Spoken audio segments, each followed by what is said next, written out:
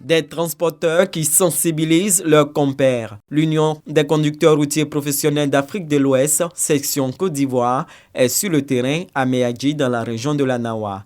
La consigne est de respecter le code de la route, notamment la limitation de vitesse à 50 km/h. À partir de Soubré jusqu'ensemble, vous devrez rouler doucement. Chauffeurs de gros camions ou de cars, tous sont réceptifs. Moins de vitesse, un peu, destination, on va arriver à la santé. Alors un peu, même sur l'autoroute, alors un peu.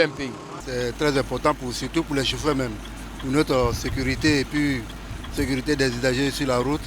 Vraiment, je souhaite bonne prudence et bonne chance à tout le monde, qu'ils allent doucement pour éviter les accidents sur la route. C'est côté conduite, rentrer dans la ville de Meadji, on n'a qu'à rouler doucement pour traverser Meadji. Donc, moi, je suis content pour ça. Tout un accident, là, ça gâte non de nous les chauffeurs. La cause humaine étant le premier facteur d'accident devant l'état du véhicule et l'état de la route, les transporteurs veulent couper le mal à la racine. Le préfet nous a demandé, on n'a qu'à faire la sensibilisation à notre collègue. Ceux qui conduisent mal pour traverser dans les villes là, à partir d'aujourd'hui, on a décidé de venir ce matin pour faire la sensibilisation. 50 km à l'heure pour traverser la ville de Meadji et tout en Côte d'Ivoire. Tous ceux qui vont traverser dans les villes, allez-y doucement. Là, comme ça, il va y avoir moins d'accidents. Ce matin, nous avons accompagné nos jeunes frères. L'axe Soubré sans pétrole est très gâté. Il nous a mobilisé de mobiliser nos camarades chauffeurs pour qu'ils puissent aller doucement. C'est bon pour les matériels, c'est bon aussi pour les chauffeurs. Cette sensibilisation itinérante de l'Union des conducteurs routiers professionnels se fera tous les mois.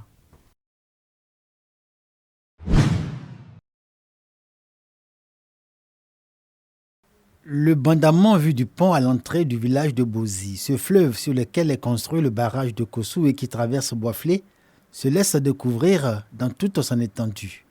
On est frappé par sa couleur, une couleur ocre semblable à celle que donne à voir de l'eau mélangée à du sable issu des sols latéritiques. Ce n'est pas le bandamment qu'ont connu la population des villages riverains. Le rapport au fleuve a changé. C'est le cas du village de Bambakro, un village de pêcheurs. Nos enfants vont plus dans l'eau pour faire la vaisselle, pour faire la lessive. La lessive interdite, ça dimanche. Quand ils extraient leur or, la boue, là, leur déverser dans le bandamment. Au-delà du village de Bambakro, à Kangesankro, un autre village de pêcheurs. Ici également, c'est la même en couleur ocre que présente l'eau du bandamment. Sans surprise, les orpailleurs qui mènent leurs activités aux alentours du fleuve sont les mises en cause. L'activité de pêche n'est plus fructueuse. Il y a des machines, des dragues sur l'eau, qui polluent l'eau. Ils prennent la boue pour sortir à la surface de l'eau, et qui fait que les poissons ne peuvent pas s'arrêter, ils vont ailleurs. Avant, les poissons venaient toujours à la rive. Même on va comme ça, même petite torche, même la nuit, à des torches, tu peux les voir. Mais maintenant, ce n'est plus ça. Avec la présence des orpailleurs, le poisson devient de plus en plus rare. Les pêcheurs aujourd'hui sont contraints d'inventer de nouvelles techniques pour garantir leur survie. Dans les villages même, de nouvelles habitudes de consommation d'eau sont adoptées pour éviter les maladies hydriques. La couleur de l'eau change, si ça devient rouge, Entre les pêcheurs et les orpailleurs, c'est un voisinage difficile.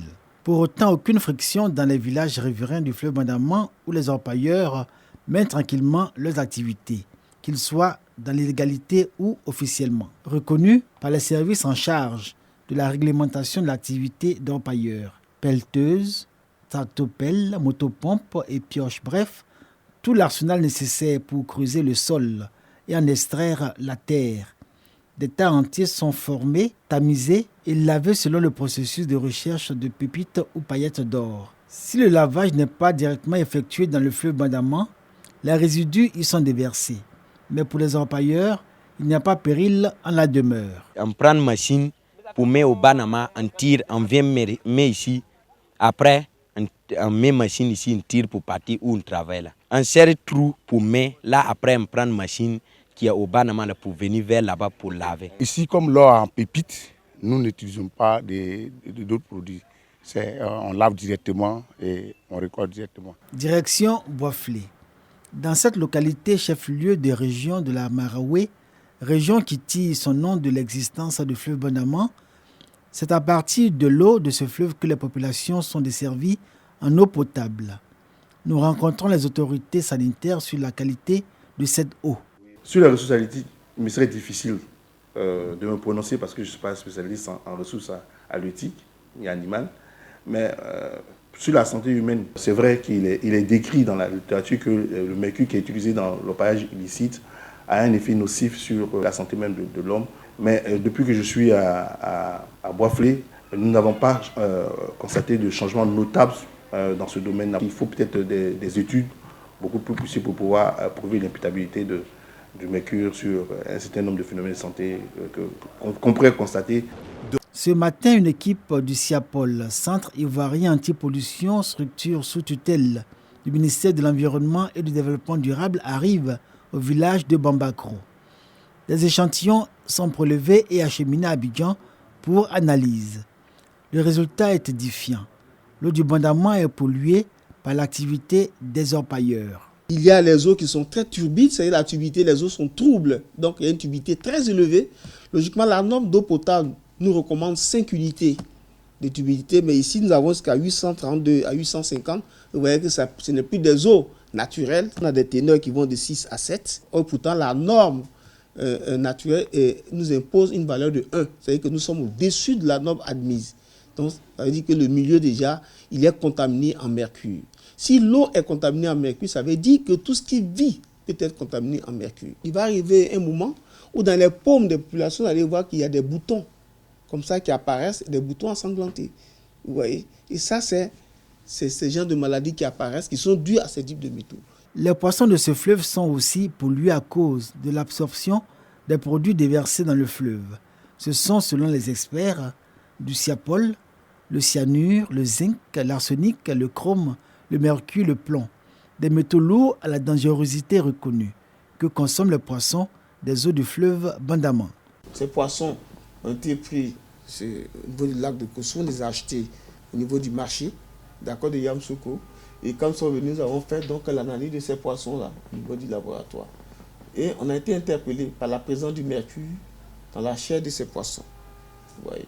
Et donc, il n'y a pas le mercure seul, il y a le plomb, le cadmium, le cuivre, le zinc, le chrome et le cobalt. Les orpailleurs se sont durablement établis le long du fleuve Bandama avec une présence significative du côté de Boisflé, marquée par un impact négatif sur l'environnement, spécialement l'eau de ce fleuve. Un danger bien réel pour les populations qui attendent des autorités compétentes des mesures fortes au nom de leur santé et de la préservation de leur espace de vie. Inviter les jeunes Ivoiriens à être des citoyens responsables, c'est l'une des préoccupations du gouvernement qui a d'ailleurs décrété 2023, année de la jeunesse. Au regard de cette vision, la Direction régionale de la jeunesse, de l'insertion professionnelle et du service civique d'Aboissou mobilise ses agents à travers une conférence. Nous avons constaté qu'au niveau des directeurs et chefs de service, il y a une mauvaise appréciation des symboles de la République. Donc à travers cette conférence, nous avons recadré les choses de sorte que les symboles de la République soient su, vulgarisés et promus auprès de tous. La jeunesse de la région du Sud-Comoé est appelée au respect des symboles de la République et de la cohésion sociale. La conférence des directeurs de service, si elle n'existait pas déjà, elle serait à créer.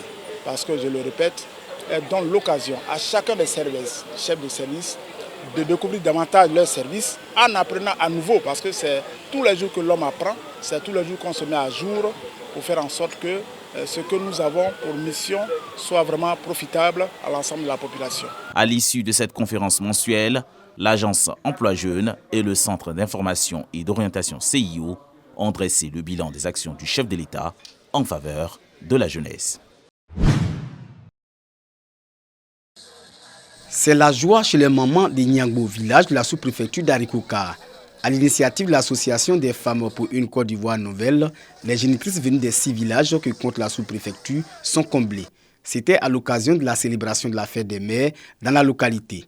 Elles sont une centaine de mères qui sont réparties les bras chargés de pain, de kits et accessoires de cuisine.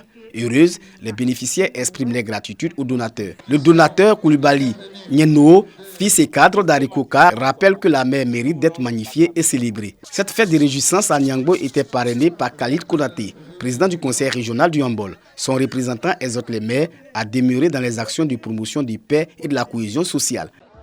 Femmes et mères de Dabakala unis pour la paix, l'unité et le développement inclusif. C'est autour de ce thème que les mamans de Dabakala, région du handball, ont été célébrées.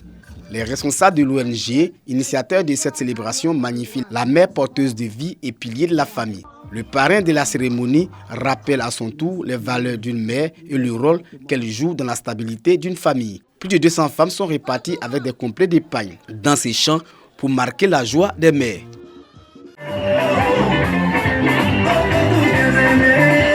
Même la pluie n'a pu arrêter la joie et la détermination de ces femmes réunies au terrain de Belleville ce samedi à l'occasion de la célébration de la fête des mères. Commerçantes, artisanes, coopératives de femmes, épouses des forces de défense et de sécurité, femmes de la société civile, plus de 60 groupes issus de divers corps d'activité de la commune de Dimbokro ont animé cette journée à travers des ballets, des défilés et concours de beauté, avec pour lot des faitous, du matériel et ustensiles de cuisine. Si les femmes se réjouissent de cette attention particulière portée à leur endroit, pour l'initiateur Hartman Aka, célébrer la mère n'est pas une simple tradition festive, mais une reconnaissance du dévouement des femmes à donner et protéger la vie. Des cadeaux, paroles d'encouragement, en passant par les initiatives qui viennent en aide aux mamans, le souvenir de cette journée restera longtemps gravé dans les mémoires des femmes de Dimbokro.